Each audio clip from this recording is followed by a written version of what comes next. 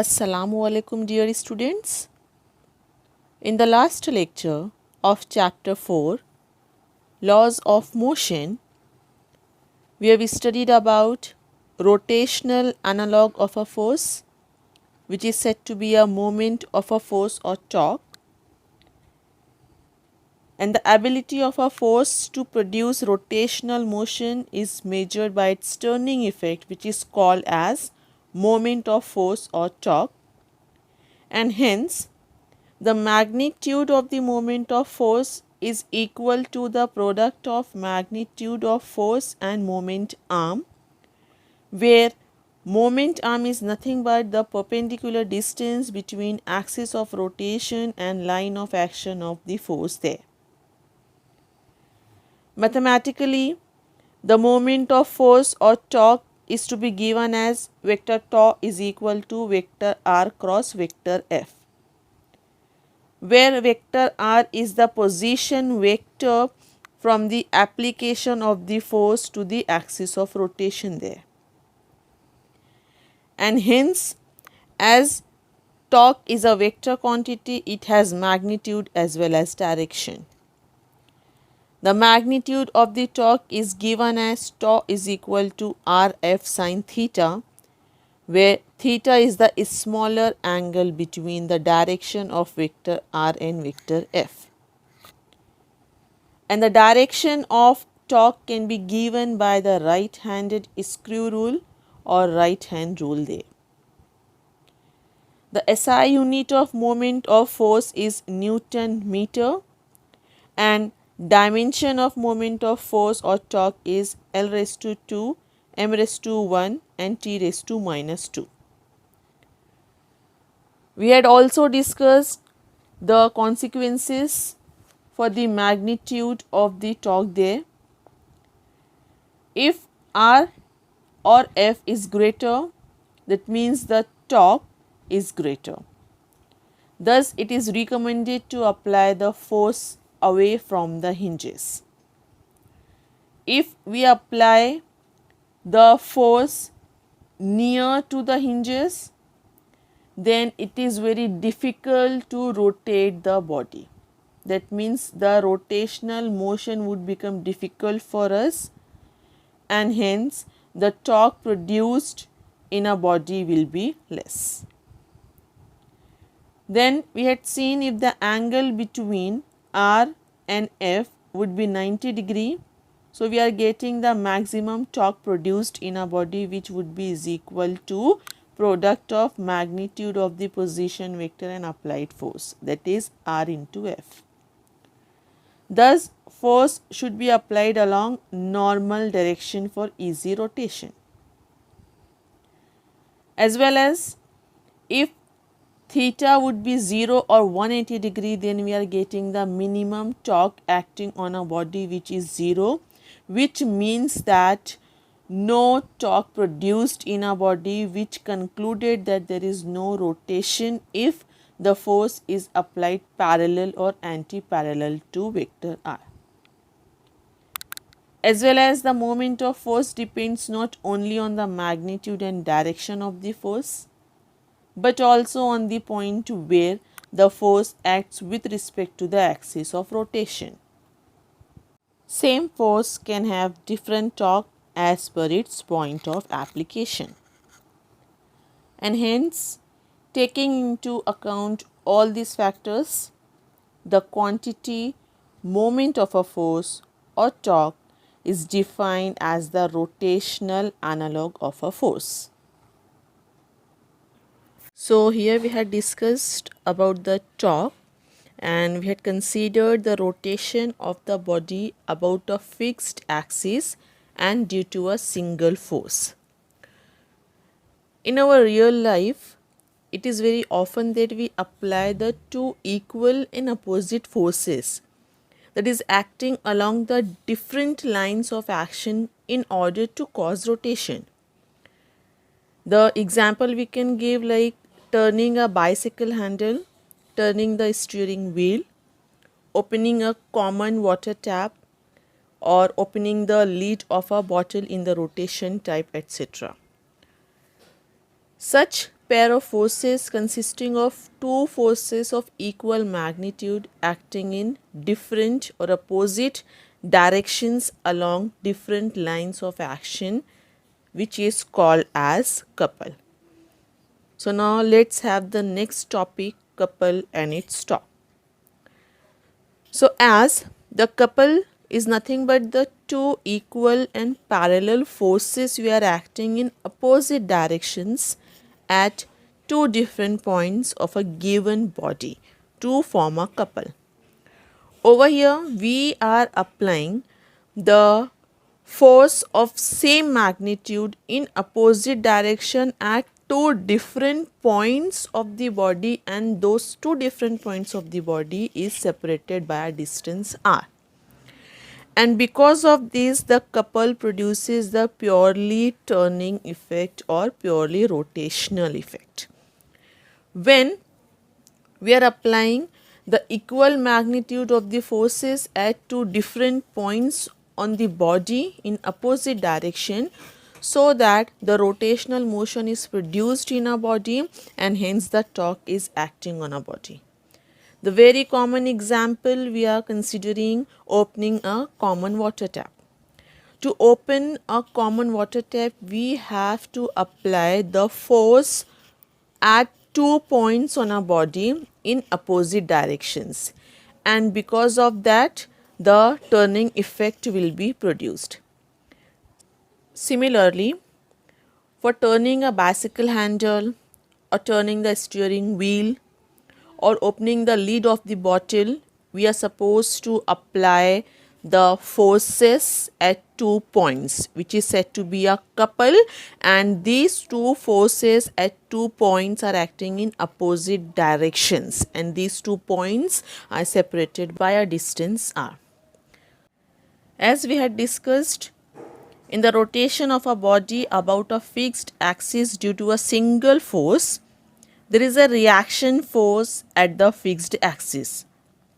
Now here in this couple and its torque, we are applying the force at 2 points which is separated by some distance, and the magnitude of the force is same but acting in opposite direction. Hence, for rotation one always needs two forces acting in opposite direction along different lines of action. Now here in this figure, it shows a couple consisting of the two forces F1 and F2 vector. The magnitude of vector F1 and vector F2 is same, but they are acting in opposite direction. As you can see, the F1 is directed towards the right hand side and F2 is directed towards the left hand side. So over here the direction of vector F1 and vector F2 is in opposite direction, and the direction which is opposite over here is acting along the different line of action which is separated by a distance r there. As over here the line of action of the force you can see for the vector F1 is in this direction, and line of action of the force F2 is in this direction, and this line of force is to be separated by a distance r. So couple consisting of two forces vector F1 and vector F2 of equal magnitudes and opposite directions acting along the different line of actions separated by a distance r, and the corresponding position vectors should be not defined with reference to the line of action of forces there. The position vector of any point on the line of action of force vector F1 from the line of action of force vector F2, this is to be taken as vector R12. That means position vector R12 is the position vector from the line of action of force of vector F2 on the line of action of the force of vector F1. and this position vector r12 makes an angle alpha with line of action of vector f1 there. Similarly, the position vector of any point on the line of action of force vector f2 from the line of action of force of vector f1 is to be taken as vector r21. So, vector r21 is the position vector from the line of action of force F1 vector on the line of action of force vector F2, and this direction of vector r21 makes an angle beta with line of action of vector F2 there. So, when the two equal and parallel forces, that is F1 and F2, is acting in opposite direction, which is situated at two different points and are separated by a distance r, and hence they form a couple, and when such two equal and parallel forces acting in opposite directions at two different points of a given body, the rotational motion is produced in a body, and hence we can say the torque is acting on the body there, and this is called as the moment of the couple. So this moment of couple is mathematically given as vector tau is equal to cross product of position vector and the applied force. Over here, the vector tau we are writing as vector r12 cross vector f1, as this torque is produced when the force F1 is applied in the right side direction, and hence the position vector r12 we are supposed to take, which is the position vector from the line of action of force F2 on the line of action of force vector F1 there. So over here we are writing the vector tau is equal to vector r12 cross vector f1. Similarly, by means of the another force vector f2, we can write down the same equation, as the magnitude of both the forces are same. That's why we can write the vector tau is also is equal to vector r21 cross vector f2, which is the cross product of the position vector of the vector r21 and vector f2, where vector r21 is the position vector from the vector f1 to the line of action of the vector f2 there. So over here we can write mathematically the vector tau as position vector 1 2 cross vector f1, which is also is equal to position vector 2 1 cross vector f2.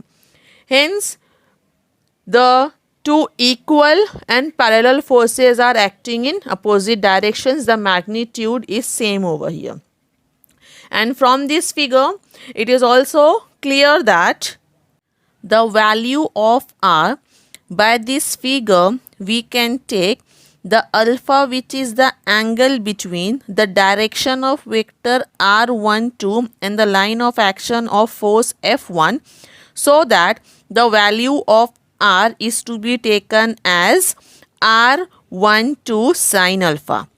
Similarly, the angle beta is there, which is the angle between the direction of vector r21 and the line of action of force of vector f2. Hence the value of r by means of this angle beta is to be taken as r21 sine beta there.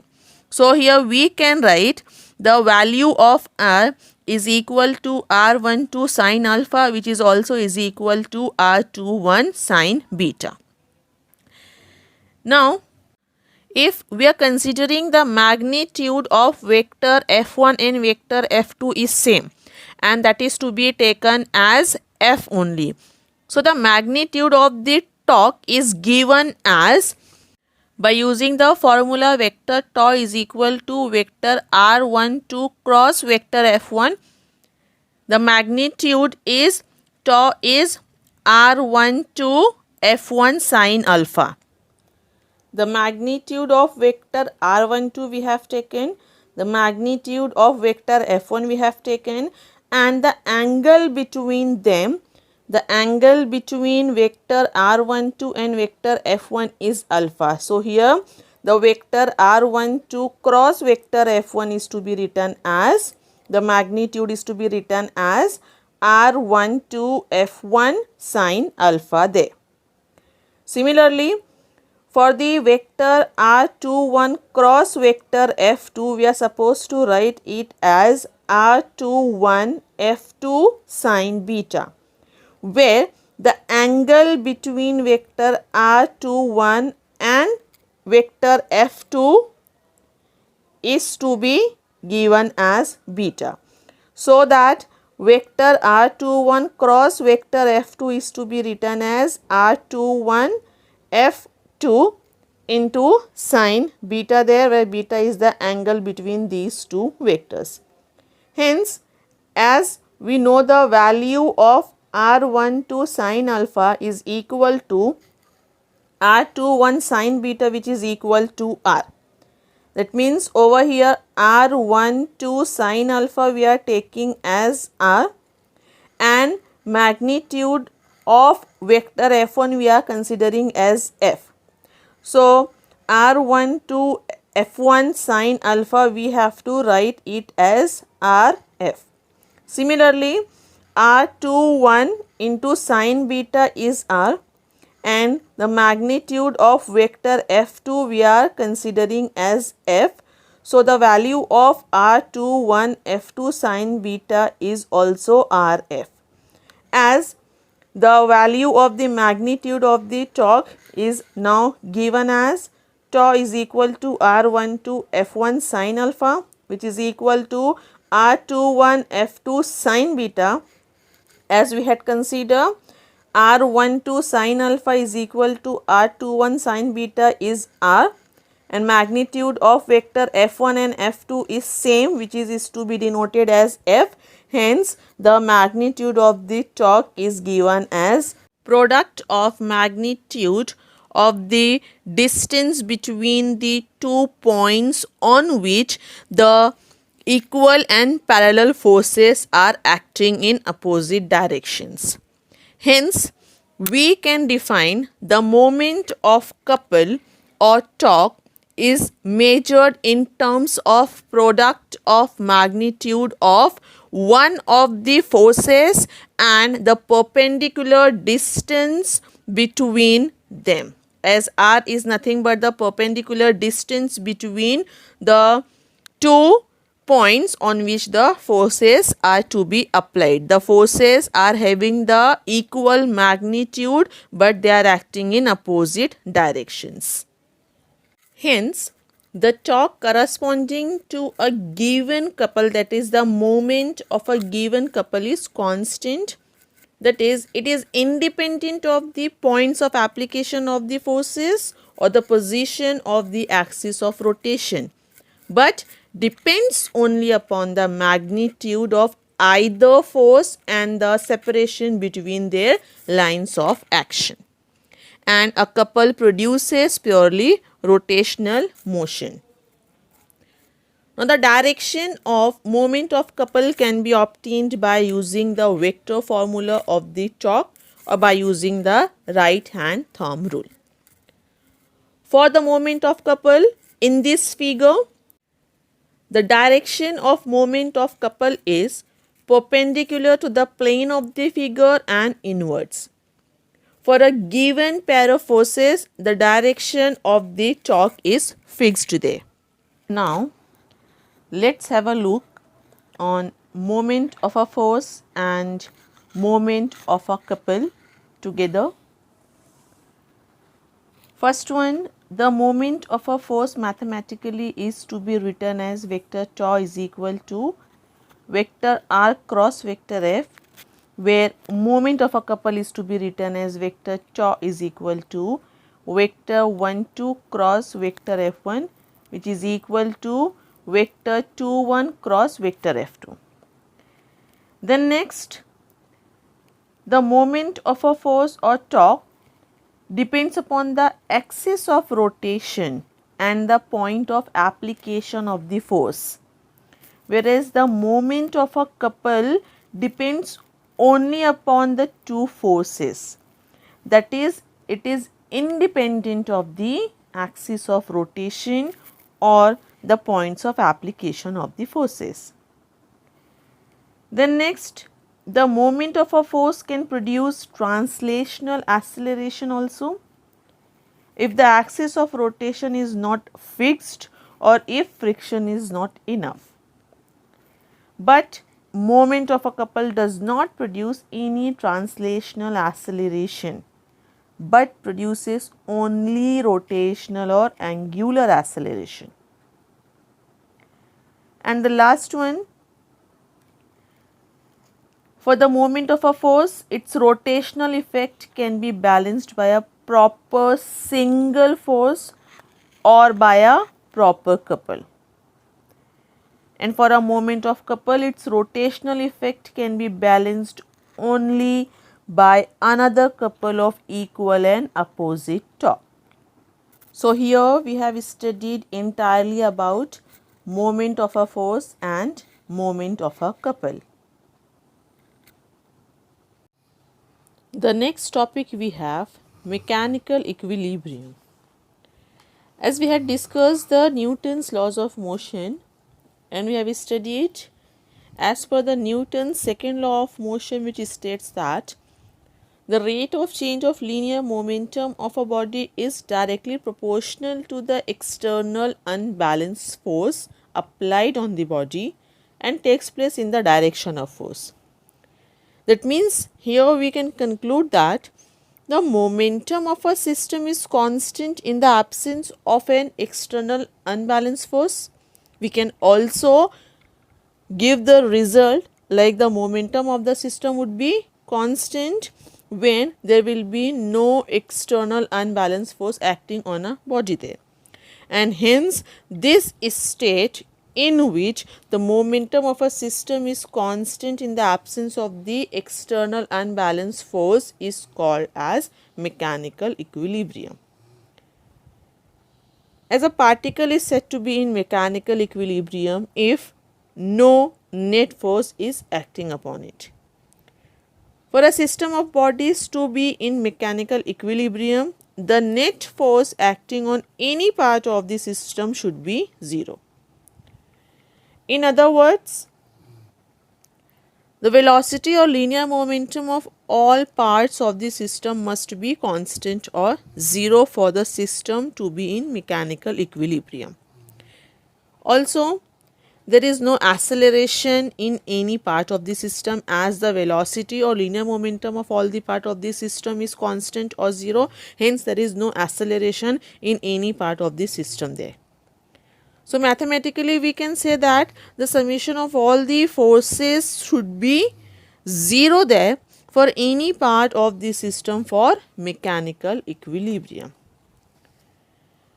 Now, let us see about the stable, unstable and neutral equilibrium. Here there is a figure which shows a ball is at rest in 3 situations under the action of balanced forces. In all these cases, it is under equilibrium. However, the potential energy wise the 3 cases differ. Now, in the first figure, the ball is most stable and is said to be in the stable equilibrium. And if it is disturbed slightly from its equilibrium position in either side and released from there, So it tends to recover the position. It tends to recover its original position there. So in this case, we can say that the potential energy of this system is at its local minimum. Here, as the ball is at rest, this dotted line shows the equilibrium position. If we slightly change the position of the ball in either side and released from there, so the ball would become, or it will reach, or it will recover its original position again. That means it will regain its equilibrium position, and hence we can say that the potential energy of the system over here in this case would be minimum, and hence such mechanical equilibrium is said to be a stable equilibrium. So in the stable equilibrium, the potential energy of the system is at its local minimum. The next we have the unstable equilibrium. Here in the figure B, the ball is said to be in the unstable equilibrium if it is slightly disturbed from its equilibrium position.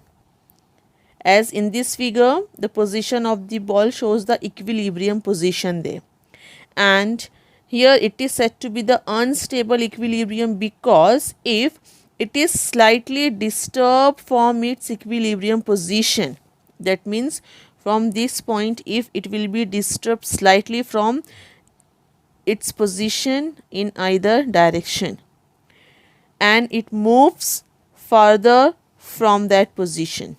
Okay, so the ball cannot regain its original position, it will not recover the same position again by its own. Okay, this happen because initially the potential energy of the system is at its local maximum, and if it disturbs, it tries to achieve the configuration of the minimum potential energy here. So such mechanical equilibrium is said to be a unstable equilibrium. And the next we are having the neutral equilibrium. So in the figure C, you can see a straight line is there and the ball shows the equilibrium position at this point, and the potential energy of the system is constant over a plane and remains same at any position. If the ball is disturbed from its equilibrium position and move at any point on this plane, the potential energy would not be changed, it will remain same there. So even if the ball is disturbed, it still remains in equilibrium at practically any position, and this is described as neutral equilibrium. So here we had discussed about mechanical equilibrium, and a particle is said to be the mechanical equilibrium if no net force is acting upon it and the velocity and the linear momentum of all parts of the system must be constant or zero, and also there is no acceleration produced in any part of the system. And here the three state of the mechanical equilibrium we had seen is stable, unstable and neutral.